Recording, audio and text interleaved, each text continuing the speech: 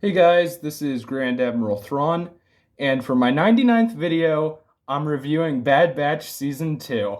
I purposefully waited to make this my 99th video because of Clone Force 99. Now, before I start this video, I made another video before Bad Batch Season 2 of characters I thought would show up in Season 2. So real quick, I'm going to go through that. There are three characters I feel like talking about. Only one of them actually showed up. The other two are more of honorable mentions. Now, the one character I got right that does show up is Commander Cody.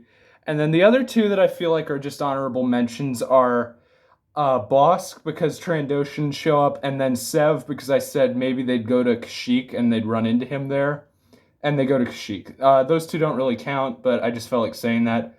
Cody, on the other hand, I did get right, and even how he would show up. I predicted that the Empire would have him show up, and they did. So, yeah. That was pretty cool to see one of my predictions come true. And now, let's start the review of Bad Batch Season 2. Also, spoiler warning.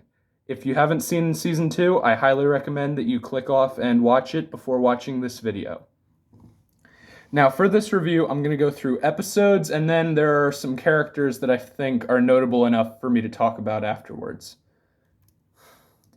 Oh, but before that, let's talk about the elephant in the room, and that is, well, no, the bantha in the room, and that's their armor change. I'm not a big fan of it. I personally preferred their Season 1 armor, although there are two characters who I have an exception for. Them being Tech and Omega. I do think that Tech and Omega look better in their Season 2 outfits. Omega because she finally has some armor.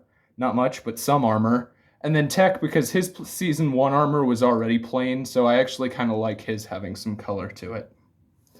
Now I will finally start the review with Episode 1, Spoils of War. This episode, the first time I saw it, it was okay. Wasn't anything big. Second time I watched it, though, I actually thought, man, this was a great reintroduction to the Bad Batch from Season 1, like in Season 2. It starts out with them on this mission with these crab things chasing them, which was in all the trailers so much, so I wasn't really excited seeing that, but it was still pretty cool after I rewatched it. This episode starts the whole how they want a normal life for Omega and that she doesn't actually deserve the life she has, and that she's constantly in danger with them. And yeah, I actually like that. And then another thing is that this episode is, well, not entirely, but I feel like it's the last time where we see Hunter being the main character of the show. Because in Season 2, in Season 1, Tech and Echo weren't really used that much, so in Season 2, they made Tech kind of the main character of Season 2, which I actually like that, but on the downside, Hunter became way less of a main character. And this is actually the last episode where I feel like Hunter was the main character of the show. Also, this episode shows us Sereno, which was Count Dooku's home planet, and like what was happening after the war ended, which I think was really cool. Episode 2 is a part 2 to Episode 1. I'm just going to adjust this real quick. Okay. Yeah, Episode 2 is a part 2 to Episode 1, which we basically see more of what all was happening in Episode 1, so not much happens here. This does show more of Tech and Echo and Omega, and it shows how Omega feels bad because she thinks that she's ruined their lives, and because of something she overheard Echo saying to Hunter. So she's trying to get them treasure in order to make up for it, but then Echo tells her, Omega, I would do this again. We would all do this again for you, which I really liked. So the first two episodes, I wasn't the fan of the first time I watched them, but the second time I definitely liked them more. Also, there was that thing about how we see from a separatist, well, not a separatist, but just someone who was on a planet from the separatist side of like their point of view of the war, which I think was pretty cool because Tech realizes they weren't always separatists. They were people before they were people of this planet before they were separatists, which I think was really cool. Episode 3 is one of my favorites of this season. It's definitely top 3. I don't think it's my favorite anymore, but it was when I first saw it. And this episode does something that I really like. Not only is it an episode 3 that focuses on Crosshair, like season 1 had, it's an episode 3 that focuses on Commander Cody. Now, I feel like Cody has never actually been his own his own character. He's always just been a clone general, but with a name that people recognize. He's never actually done anything like that. But in this episode, we see from Cody's point of view, and Cody how like he doesn't actually like the Empire anymore after what they do in this mission. And Cody actually feels like a character and not just some clone general in this episode. So I really liked that. More of how the Separatists weren't always evil in this episode. But I really like the clones versus battle droids. And then this starts Crosshair's turn away from the Empire arc that this season has, which I really like, but this is just the start of his arc. Also, Crosshair is barely in season 2, and that's something I didn't really like. Episode 4, Episode 4, Faster. I don't get why people hate this episode. It's a fun filler episode about Tech and Wrecker and Omega on this racetrack thing. It was a really fun episode that I actually like, so I don't get why people are hating on it. It's just a fun, simple episode. Ben Schwartz is hilarious as the droid he plays. I would have liked something like Gotta Go Fast, but I feel like that would have been too much, actually. Yeah, it's funny to see a droid being cocky, and then how Tech actually wins what's essentially a pod race. So him and Anakin are like the only two humans, he is a clone, but the only two out there that have ever won a pod race. I know this wasn't actually a pod race, but it was close enough. So yeah, that was really cool. I think this episode is just a fun, simple, easy breezy episode. So I don't get why people are hating on it so much. Episode 5, Episode 5, Entombed. Now, this was not actually the best episode. I understand why people hate on this one. It's probably, if not the second worst episode of the season. And there's nothing really bad about it. It's just a mediocre episode. It gives us more on Fee, who's a character that we're introduced this season. But other than that, it doesn't really do much. It's them going to this planet and doing like a archaeology thing or a treasure hunt like Indiana Jones. And then they realize that they can't take the treasure, so they leave it there. It's like one of those episodes. It's a filler episode, and it's not all that entertaining, so I get why people hate this one. I don't hate it, but I don't really like it either. It's just meh to me.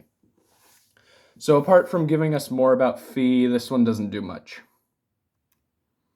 Number 6, I actually really like this one, Tribe. This episode gives us something that we have not seen except for I think he was a background character in one episode of Clone Wars later on. But we see what happens to Gunji, one of my favorite characters because he's a Wookiee Jedi Padawan. That is awesome, okay? A Wookiee Jedi. He's like the only Wookiee Jedi we see in Star Wars. There are some others, but yeah. This is so cool that we get to see Gunji. And this episode is great in my mind. Some people don't like it. I actually do. I like how we get to see Kashyyyk, the Bad Batch, some unused parts. Like there were unused clips from a Bad Batch episode that was going to be in Clone Wars Season 7 of them on Kashyyyk. That I really liked. And then Echo and Gunji bonding. That was pretty cool because Omega's, apart from Hera, rarely around some kids her own age. So I know Gunji's not exactly her age, but it was cool to see her hanging out with other kids. And just, wow, this episode was great when it came to action because of the Trandoshans versus the Wookiees and the Bad Batch. I really liked that.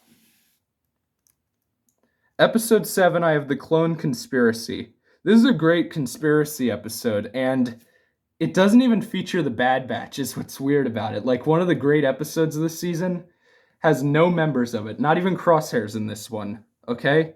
It's about these two other clones and Senator Chuchi, who I think was greatly improved upon in this show by showing her fighting for clone rights. That was something cool to see.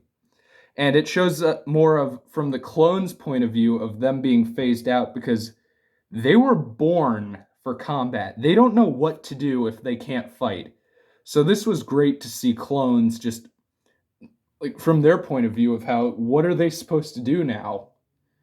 I really liked that. Plus, this is a good conspiracy episode, and it's a good part one. Plus, Rex is in it, so that's cool.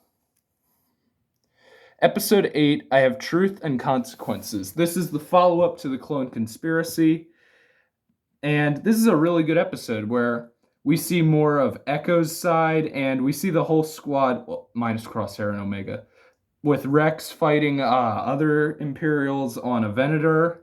And then I think my favorite part of this episode is when Rampart is tricked by Palpatine, where the Bad Batch succeed and they show the Senate what Rampart did. And then Palpatine takes that and makes it work in his workout for him, and he just pins it all on Rampart. That was awesome. That was like a great thing. It was an amazing twist that Palpatine pulled on him. I really liked that. And then the ending of this episode is when Echo leaves the squad for temporary. Now, you know it's temporary, but it still actually is pretty sad seeing Echo leave. So I did like this episode, and it does have the Bad Batch. Episode 9, I have The Crossing. Now, this is a good episode because it actually shows us, like, how they feel sad that Echo left. It's not like they're just back to normal. Without Echo, they're actually, like, failing, and they're not doing as good as they usually are. In Season 1, they'd show that with Crosshair, but I want to see that with, like, whenever any member's not on the squad. So that was great to see. Plus, we see more emotion from Tech, where Omega feels like he doesn't even care that Echo's gone. But Tech tells her, just because I don't show emotions like you doesn't mean that I don't feel the same way. So that was pretty cool. And then the whole time while I'm watching this episode, I was thinking, like, is Gonki going to take on that thief and just steal the ship back? Which I thought would have been cool to see Gonki just taking on that thief, Benny, and getting the ship back, but no, sadly. Although, they do have Gonki come in important for this episode, for the part 2 of, which is episode 10, Retrieval. This one's an okay episode. I wouldn't say it's anything great, but it's good. We see some kids who are being tricked in, like, they're basically slaves for this guy, and then the Bad Batch help them. And I like how Gonki is actually relevant to this episode, where Gonki is actually the reason of how they find this place. And then the Bad Batch, well, their main objective is just to get their ship back, but on the way they realize they need to help these kids. So that was pretty cool to see. And yeah, this was a good episode, especially when Mako got his revenge. Well, I mean, got justice. Episode 11, I have Metamorphosis. This episode finally gives us closure for a plot line that Clone Wars had for years with no answer. We finally get to see a follow-up to the Zillo Beast and what the Emperor had in mind with the Zillo Beast. That was amazing to see. Unfortunately, Disney's thumbnail for the episode was a picture of the Zillo Beast, so it kind of ruins the surprise for you. Oh well. But yeah, this was a great episode. More of how they're struggling without Echo. I liked that. But then it's just mainly great to see like a follow-up to the Zillo Beast and how this one's a clone. And then this episode also introduces us to Dr. Hemlock, which I really liked because Hemlock is an amazing villain who I immediately liked more than Rampart. Because Rampart I always thought was plain and like a lesser Tarkin. Hemlock is immediately more interesting than that. Also, this episode has some pretty good action, and Scorch shows up again, which was pretty cool to see. Number 12, I think this might be my favorite episode of the season, The Outpost. This episode is kind of the same as episode 3, but to a better extent of Crosshair's betrayal to the Empire, where he's on this outpost with this other clone named Mayday. And Mayday is basically like, his armor is falling apart. They get all these scraps. They're in this cold place. And it's just like they're being treated horribly. And then there's this Commander Nolan who's a real jerk. Okay? And So then Nolan sends Crosshair and Mayday into the cold to go retrieve some crates that were stolen. So they do, and there's amazing action sequences with phenomenal soundtrack. Okay, Bad Batch, I have like this season steps up on the music, okay? The soundtrack of this season is way better than season 1's, and I actually like that. In every episode, it's got like its own unique kind of thing for the soundtrack, yet it's still good and fits the story. That was cool. But anyway, him and Mayday, they get the crates, and when they open the crates, they find TK Trooper armor, meaning that they've been protecting armor for their replacements, and then they have to make it back to base, and Mayday is injured, and Crosshair has to decide, should I leave this guy behind and get myself out of here, or take him with me? And he hates the fact that he's even thinking about that, because it's like tearing him up from the inside. And it's a great episode where him and Mayday finally get back to the base, and then Commander Nolan just lets Mayday die. And that's when you can tell that Crosshair is like, I'm done with the Empire. And then when he shoots Nolan, that was my favorite part in the episode, when he just shoots Nolan, because that guy deserved it. Yeah, and then there's that twist where he wakes up in Hemlock's base, which was pretty cool. Episode 13, Pabu. I think this might be the only other one that I think is the worst episode of the season. And that's because nothing happens in this episode. This episode is basically just meant to show them find a new home other than Ord Mantell, because they're on the arguments with Sid, who left them to die, basically, when their ship was stolen, which I actually enjoyed that. That was, like, great, because them branching off from Sid, I didn't hate Sid, but, you know, like, you could tell it was going to happen eventually, where they're no longer going to work for her. I didn't hate Sid. I thought she was okay. And then Fee takes them to this planet that's peaceful, and then there's just, like, this storm coming it was weird. But yeah, the main problem I have with this episode is just nothing happens in it. That's all. So it's a very boring episode, apart from showing us Mora and Fee, and then the Bad Batch getting a new place to call home. Other than that, absolutely nothing happens here. Episode 14, what I think might be my favorite episode of the season, which is hard to beat because there are episodes like The Outpost, the finale episodes, and the Solitary Clone, and Tribe. So this was hard, but I think this one might be my favorite episode of the season. The Tipping Point. This episode manages to clue in some Echo and the Clone Rebellion, Crosshair, and the Bad Batch, and none of it feels like rushed or anything at all. This episode is great how it mixes all of them in. It shows Crosshair refusing to give up his squad even though he's being tortured by Hemlock, which is great. It shows a bit of Echo and the Clone Rebellion, which is starting, which is great. Like him and Gregor and these other two clones free Hauser, which was great to see because Hauser being like captured, they never actually. I was wondering, when are we going to get a follow-up to that? I even made a poll, and I said, when are we going to find out about what happened to Hauser? Very next episode. So yeah, that poll didn't age well. It's who do you prefer, Hauser or Mayday? You can vote on that. But yeah, this episode is great. And then there's even that fun scene where Omega and Tech are practicing flying the ship, and Tech's face is just hilarious seeing during the episode. This is a great episode in my mind. Plus, it sets up the Bad Batch going to rescue Crosshair. Yeah, that was great. Episode 15, The Summit. This episode is where they go to get to place a tracker on Hemlock's ship so they can find Crosshair and all these other clones and rescue him.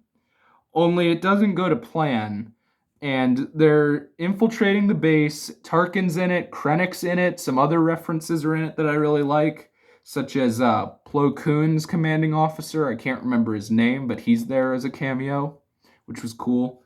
But anyway, they are trying to sneak in and find out where Crosshair is. Only it doesn't go to plan because Saw Gerrera is there, and he wants to blow up this base.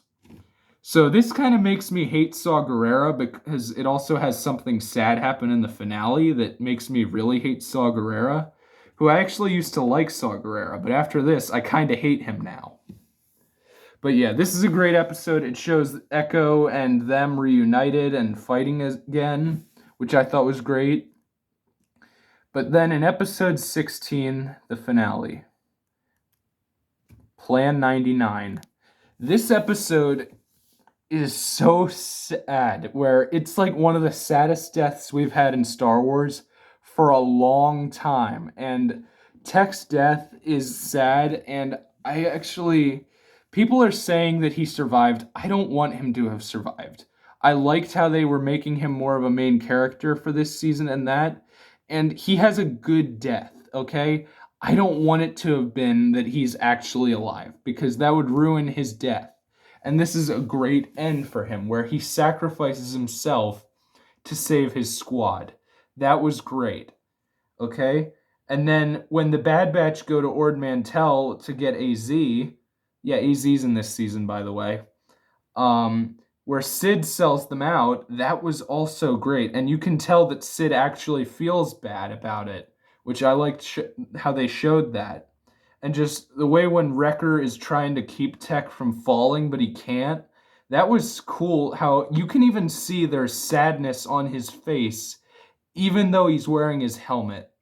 And the way how it affects Omega the most out of them all, that was great. This episode is great, and it shows like all of them's reaction to like if they lost a member, like for good, not just had a member leave, like if they lost one. And I feel like that's really going to come into play in season 3 with Hunter's arc of how he feels horrible in that he failed to protect all of his squad. Also, then Omega gets captured by Hemlock at the end, and Echo, Wrecker, Hunter have to escape with AZ, and now it's just them trying to find Omega and Crosshair, but they have no way of finding them. So I think that'll be great to see in season 3. And this was just a really great episode. And overall, I do think season 2 is great, but a part of me just likes season 1 a little bit more. Anyway, now that that's over with, I'm going to go over some characters who I think had notable things to talk about. Starting with Tech, who I believe is the main character of this season. Tech is great, okay? Tech becomes the main character of season 2 because in season 1, he was barely even in it. So this not only makes up for him barely being in season 1, it does that and then some, okay? And Tech's sacrifice, it's great, okay? This turned Tech, who would have probably been my least favorite Bad Batch member, into one of my favorites. My favorite is always going to be Wrecker, but Tech, this was amazing what they did with him in season 2. Up next, I have Hunter. Now, I don't like how Hunter became like the Echo of this season, where he does next to nothing, okay? That was kind of not cool to see because Hunter was the main character of season 1. So that was not cool to see. I do think that he's going to have a great arc in season 3, so that's cool, but I didn't like how he was kind of like benched this season. Crosshair has an amazing arc this season where he finally betrays the Empire and no longer trusts them. That's a great arc, even though they only do that with 2 episodes. It is amazing. I mean, I guess kind of 3, but you could say that his arc ended with the 2nd episode when he shot Nolan. So that was cool. Although I do wish maybe we could have got, like, in the Clone Conspiracy when Rampart had Cade assassinated. Well, no, both Cade and Slip assassinated. I think maybe Crosshair could have been the assassin, although, wait, no, that wouldn't have worked. But, like, Crosshair could have maybe been the one who assassinates Cade, at least. But yeah, I feel like Crosshair could have been in the season more, but his arc is handled perfectly. Echo is pretty good. He's more than season 1, but I still feel like he's a little benched this season. Maybe we could have got an episode about Echo. Like, the A plot is him and some clone rebellion, and then the B plot is the Bad Batch on Pabu. like that. Instead of just the whole episode being Pabu, we could have gotten some about Echo and the Clone Rebellion. That would have been cool, but oh well. Echo is definitely better this season than season 1, but I feel like he could have gotten a bit more. And he probably will in season 3. Omega's pretty good here. She's no longer like just constantly getting captured, which I liked. She does become captured at the end, but that's like once, okay, maybe twice this season versus in season 1. Plus, you can tell that she's grown a little bit in this season, and that she also has like where she still wants to be a kid, like her learning how to be a kid. That's cool. Omega's not benched like Hunter, which I really like this season, so there's that. And I think Omega's handled well this season. Wrecker is just comedic relief this season, which I don't have a problem with. Wrecker is my favorite Bad Batch member. He will always be, unless like something changes in season 3, which this is going to feel really outdated then. But yeah, I feel like Wrecker's always going to be my favorite Bad Batch member. So I don't care if he's just comedic relief because he's also the muscle and he does cool stuff. Up next, I have Sid and her thing of where they okay, Sid kind of is turning into evil. Like in season 1, there were moments where you could still tell that even though Sid's rude to them, she is looking out for them and is kind of a good person. But in this season, at one point, you can just tell that the nice Sid is gone and that this is not even the same person, where she's now a villain. And I did like that. So that was pretty cool. Sid is handled well this season. I doubt we're going to see any more of her because I highly doubt the Bad Batch are ever going back to her. Rampart. Now, as I stated earlier, I never liked Rampart, okay? In season 1, I always thought of him as a lesser version of Tarkin, which sucked because they actually had Tarkin in the show. So I'm like, why not just make Tarkin the villain? Although Crosshair you could argue Crosshair's season 1's main villain. That all actually changes in episode 2 when he shoots Wilco. I actually liked Rampart then. And then they're just halfway through the season, they get rid of him and replace him with a better villain. But I actually liked Rampart this season. So I think he's handled well. Dr. Hemlock. With just kind of scenes in a few episodes. They wait till episode 11 to actually even introduce the season's main villain. That took guts, and I think it's handled well because I was actually surprised with this guy because his actor, I haven't really seen him be serious in much. I've only really seen him in comedic roles. I've seen him as one of the O'Boyles in It's Always Sunny in Philadelphia. I've seen him in Party Down when he played Jackal Onassis. And I've seen him in Date Night, the movie. And in all 3 of them, he's kind of just a comedic relief character. Like, because those are all comedies. So he is just, down to his voice, is threatening in this. So I am actually really glad. And I can't wait to see Hemlock in season 3. But I hope they don't just pull a Rampart and just bench him for some other guy who's better.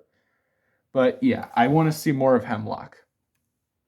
Cody, like I said when I was talking about episode 3, I feel like he's finally a character this season, and I want him to join Rex's clone rebellion. Even though I know his rebellion's going to fail because of Rebels, where Rex, Wolf, and Gregor are living on the Walker, I still want Cody to join the rebellion.